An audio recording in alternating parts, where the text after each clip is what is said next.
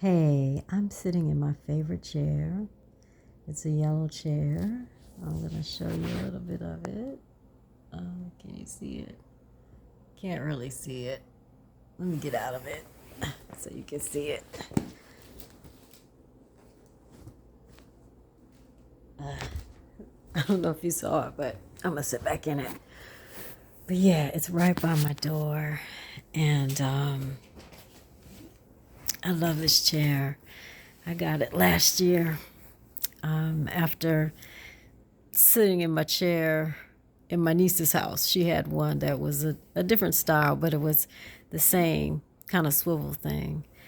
And yeah, shout out to my niece Jordan for inspiring me to get this chair and keep it by the door. It's like my sorority chair too, because it's gold. Got the gold colors of Sigma Gamma Rho. I have my sorority pillow. But anyway, I love to sit in this chair. And today, I woke up struggling. I woke up feeling all of my feelings. And I couldn't stop the thoughts of unworthiness. They just took over. I breathed, I did some meditation, did some bed yoga, some Reiki. I was walking to the subway, going to my new dentist. And I was about a minute into the walk, and I said, "Oh, we gotta shift this.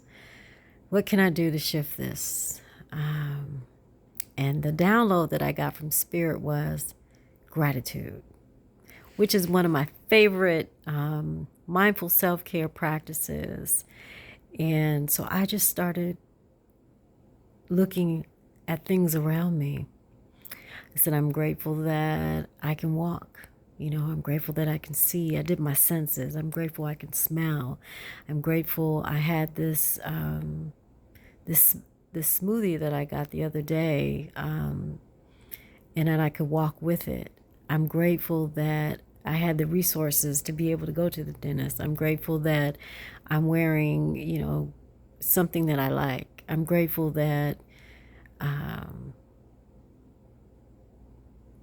am in a place where I can get to transportation. I'm grateful that I feel safe. I'm grateful, and I just kept going on and on and on, and started naming the people I was grateful for: my family, my parents, my sacred crew that's all around me, my soul brothers, my soul sisters, my soul people. Grateful for my home. I just went through the whole thing, and I'm grateful for being able to share my gifts, and the different ways that I get to share my gifts, and the technology that I'm blessed with, and the skills, and all of that. And by the time I got on the subway to head to my dentist, something shifted just a little in me. And I was able to go back into prayer, meditation, gave myself some Reiki on the subway. And when I walked into the new dentist's office, I had a little space inside of me, a little bit more space, to allow grace in, a little bit more space to be okay with not being okay, and letting these emotions cycle through me, because they didn't go away. They're still lingering there, but I'm not wrapped up in them like I was. I'm letting them cycle through me, because there's something that is trying to come through. It's trying to come through, because this has been something that's been going on for the last several weeks, where I have these moments, and instead of pushing the feelings away, trying to glaze over them, my practice is to sit with it. Not dwell so much in it for long periods of time, but to sit with it and to ask, what are you trying to tell me, if anything? And to give myself the space and the grace to be with it. So that is one of the practices that I've learned to develop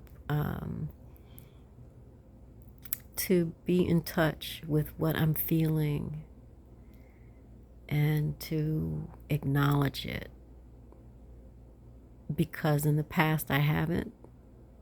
And before I had my fibroids removed 20 years ago on June 13th, I spent a lot of time not totally dealing with what I was feeling and glazing over it, jumping past it, not asking, what are you trying to tell me, feelings, if anything? And so that energy turned into some more stress. That turned into some other things that helped to contribute to the fibroids.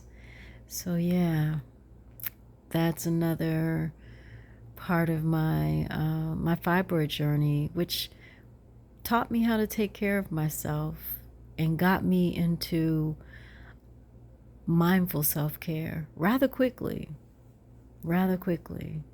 And so yeah, if you are